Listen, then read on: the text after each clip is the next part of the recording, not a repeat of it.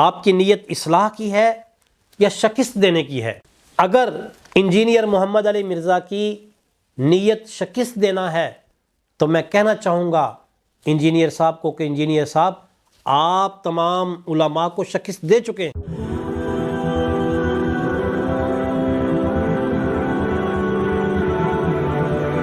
نحمدہ ونصلی علی رسولہ الکریم، بسم اللہ الرحمن الرحیم۔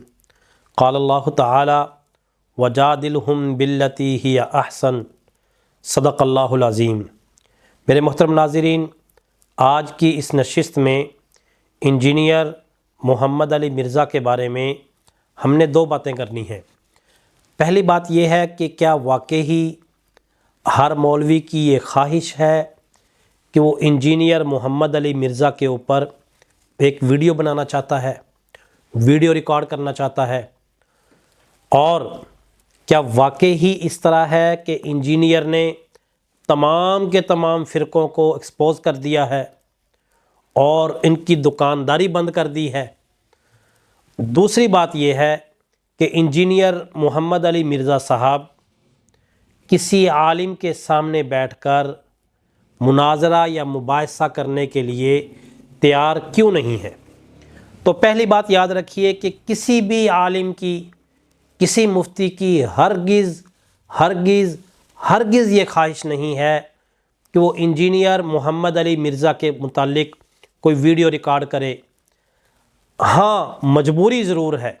وہ مجبوری یہ ہے کہ اس کے دھوکے، اس کی غلط بیانیاں اور اس کے جو جھوٹ ہیں صحابہ کرام رضوان اللہ تعالی علیہم اجمعین کے متعلق اور امت مسلمہ کے 1400 سالہ متفقہ جو عقائد ہیں، اس حوالے سے جب یہ حملہ آور ہوتا ہے تو وہ ہمیں بتانا پڑتا ہے۔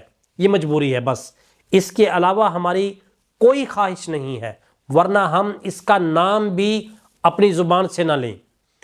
اور جہاں تک بات رہی کہ اس نے دکانداری بند کر دی ہے، ایکسپوز کر دیا ہے، تو یہ دیوانے کی بڑک ہے، اس کے کرنے سے کچھ نہیں ہوگا۔ ہاں، علماء یا مولوی حضرات جب بھی نقصان اٹھائیں گے اپنی بدعمالی سے اٹھائیں گے، اللہ تعالیٰ کی نافرمانی سے اٹھائیں گے۔ اس کے علاوہ ان کی دکانداری کوئی بند کرنے والا مائی کا لال پیدا نہیں ہوا۔ اب ہم آتے ہیں انجینئر محمد علی مرزا صاحب کسی عالم کے سامنے بیٹھ کر بات کرنے کے لیے تیار کیوں نہیں ہیں؟ جبکہ آپ حضرات کو پتہ ہوگا کہ ایک وہ وقت تھا کہ جب مفتی طارق مسعود صاحب کو خود چیلنج کیا کرتے تھے کہ جی آپ ہمارے پاس آئیں، ٹائم آپ کے پاس قیامت تک کے لیے ہے۔ جب وہ آئے اتنی دور سے سفر کر کے تو پھر ہیلے اور بہانے یہ لگائے انہوں نے کہ جی وہ اتوار کے دن نہیں آئے، وہ ٹائم لے کر نہیں آئے، جبکہ یہ بتا سکتے تھے کہ جی آپ آنے والی اتوار رکھ لیں، مہینے بعد کا ٹائم رکھیں، 6 مہینے بعد کا رکھیں اور آپ مجھ سے ٹائم لے کر آئیں، یہ بات کر سکتے تھے۔ جب مفتی طارق مسعود صاحب جہلم میں تشریف لے گئے، اس کے بعد سے انجینئر صاحب نے الٹ بازیاں لگانی شروع کر دیں، کلا بازیاں لگانی شروع کر دیں۔ کیا کہ جی میں اس کے سامنے میں نہیں بیٹھوں گا، میں فلاں کے سامنے نہیں بیٹھوں گا، میں اس کے سامنے نہیں بیٹھوں گا۔ کس کے سامنے بیٹھوں گا؟ مفتی محمد تقی عثمانی صاحب کے سامنے بیٹھوں گا۔ وہ لکھ کے دے دیں، وہ اپنی شکست مان لیں، وہ یہ لکھیں کہ جی میرے پاس علم نہیں ہے، میں چھوٹا عالم ہوں، یہ ہے وہ ہے۔ اس طرح کی فضول اور بیہودہ قسم کی شرائط اس نے اس لیے لگائیں کہ مفتی تقی عثمانی صاحب نہ ہی مجھے منہ لگائیں گے اور نہ ہی میرے سامنے کوئی بیٹھنے کے لیے تیار ہوگا۔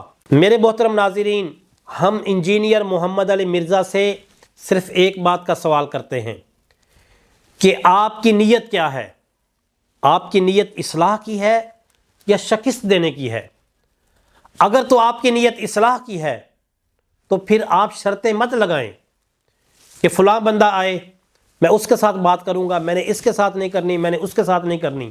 نہیں، یہ غلط بات ہے۔ آپ کے پاس چھوٹے سے چھوٹا بندہ آتا ہے، بڑے سے بڑا بندہ آتا ہے، تو آپ اس کو بیٹھ کر سمجھائیں۔ اگر آپ کا موقف صحیح ہے، آپ کے پاس دلائل ہیں، تو آپ بیٹھ کر اس کے ساتھ بات کریں، شرائط مت لگائیں۔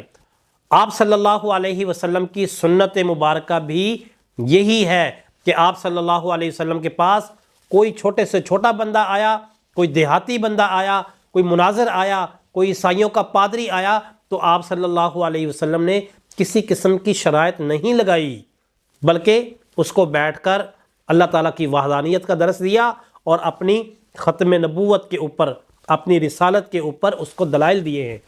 اگر انجینئر محمد علی مرزا کی نیت شکست دینا ہے تو میں کہنا چاہوں گا انجینئر صاحب کو کہ انجینئر صاحب آپ تمام علماء کو شکست دے چکے ہیں۔ کس چیز کے اندر؟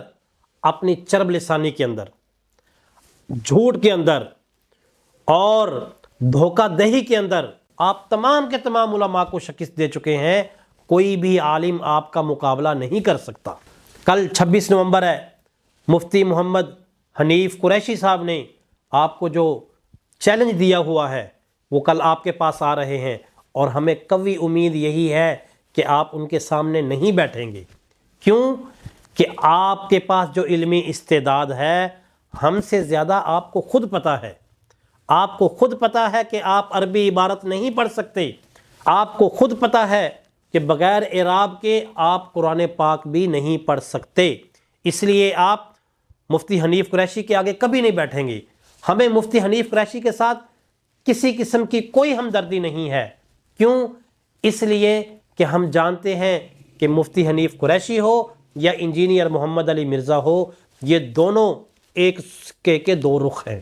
جس طرح ایک خاص مکتبہ فکر کی دلالی آپ کر رہے ہیں، اسی طرح ایک خاص مکتبہ فکر کی دلالی مفتی حنیف قریشی صاحب کرتے ہیں۔ لہٰذا ہمیں مفتی حنیف قریشی کی فتح کی کوئی خواہش نہیں ہے، ہم صرف آپ کی ذلت، آپ کی رسوائی اور آپ کی شکست دیکھنا چاہتے ہیں۔ آخر میں انجینئر محمد علی مرزا کے اسٹوڈنٹ سے میں گزارش کروں گا کہ اس کو پکڑیں، نکالیں اس کو بند کمرے سے باہر اور لا کر اس کو کسی عالم کے سامنے، کسی مفتی کے سامنے، کسی محقق کے سامنے بٹھائیں اور اس کو کہیں کہ 1400 سال سے امت مسلمہ کے عقائد اور نظریات کے اوپر جو آپ حملے کر رہے ہیں اس کا بیٹھ کر جواب دیں اور اپنے ایک ایک الزامات کو ثابت کریں۔ ہمیں امید ہے کہ انجینئر محمد علی مرزا کے اسٹوڈنٹس موجودہ صورتحال کو دیکھتے ہوئے حق اور باطل کے فرق کو سمجھیں گے اور راہ راست پہ آئیں گے۔